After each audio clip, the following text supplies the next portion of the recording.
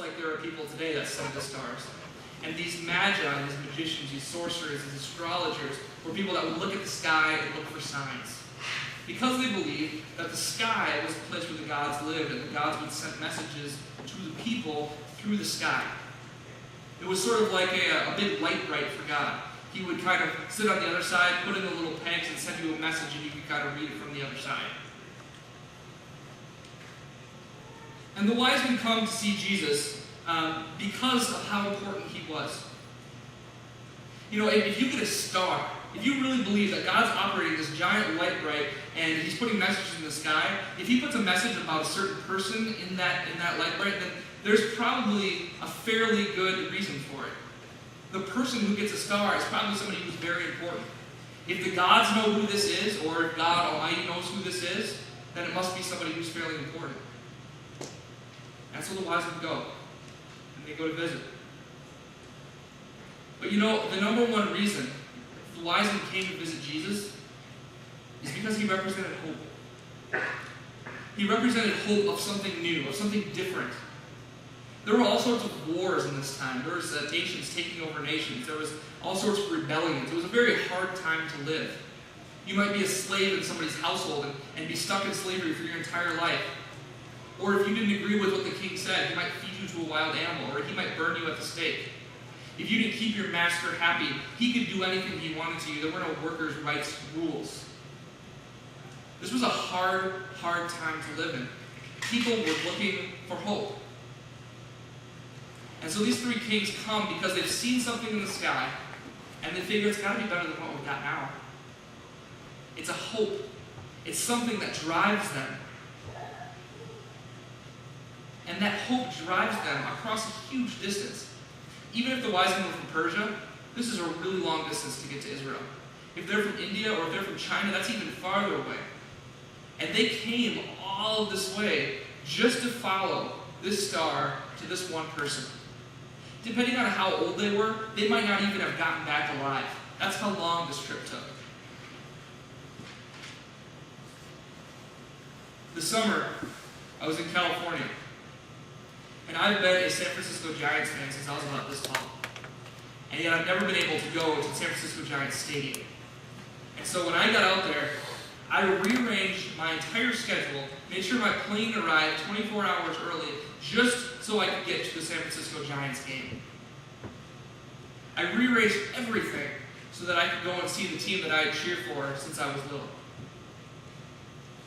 Is there something that drives you, that you would be willing to make a pilgrimage for? A lot of times people make pilgrimages around Christmas time. You might have a parent or a grandparent who lives a long ways away. My wife and I made a pilgrimage out to here, 13 hours for our trip. And it's a pilgrimage because we have somebody here who gives us hope and who gives us love and who gives us a future. Is there somebody in your life who you would be willing to travel that long for? Is there something in your life that you would be willing to go and get because you want it so much that you would travel for days, weeks, years at a time to go and find?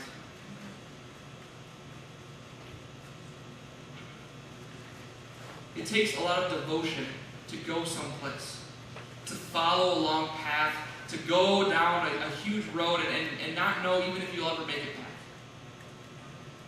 But that kind of devotion is egged on by hope.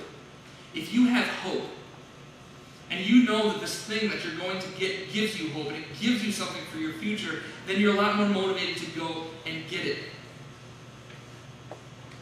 You're a lot more motivated to step out of your comfort zone, to leave your job behind, to leave maybe your family behind, to leave everything that's familiar behind and go to get it.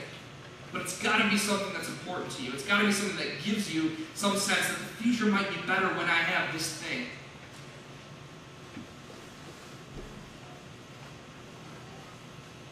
What you have to ask yourself is if you have something like this in your life.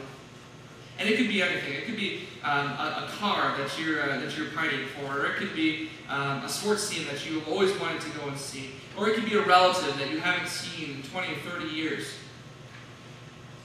You have to ask yourself what you're willing to lay down to go on a trip. What are you willing to lay down?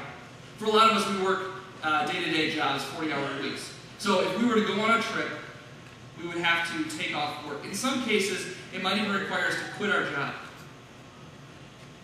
In some cases, it might require us to break off friendships that we've had, to not hold to commitments, to live out of a suitcase. So you have to ask yourself, what's your priority? Is your priority to work 40 hours a week and stay at your job?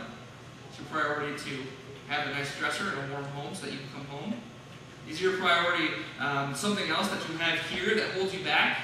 Or is your priority this thing that drives you, this thing that you're going after, this thing that will give you hope?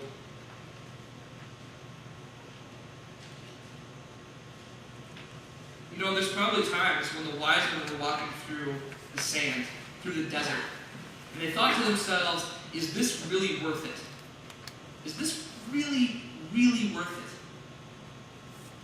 Do I really want to hop on my camel and drive for a year or two to find this thing that's going to give me hope?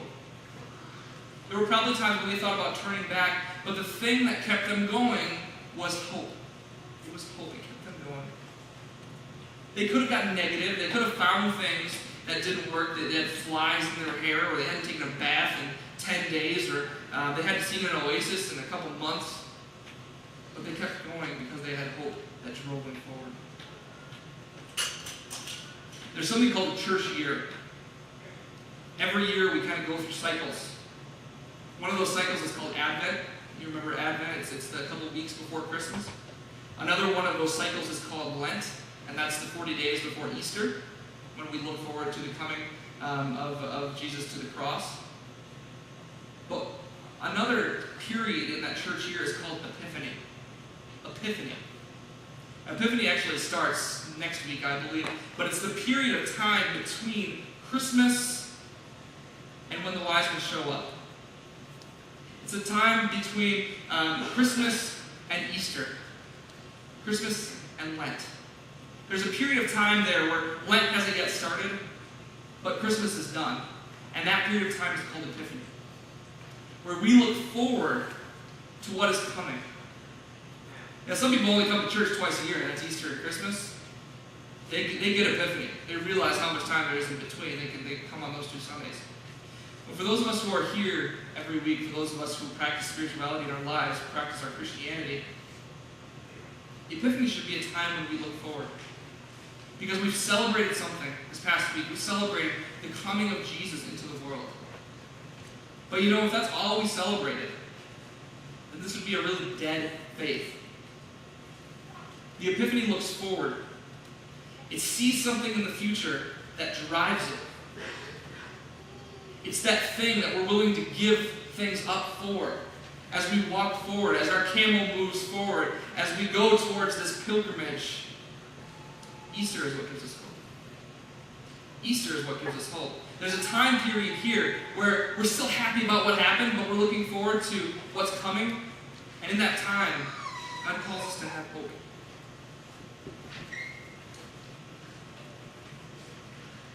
If you think back to a Christmas, when you sat around the Christmas tree, and there was one thing that you wanted really, really bad. It could have been a erector set or a Barbie or whatever it was. One thing that you wanted really, really bad. And when you sat around your Christmas tree, you were almost salivating at the mouth because you knew it was coming. Think in your head of it. Is there one thing like that for you?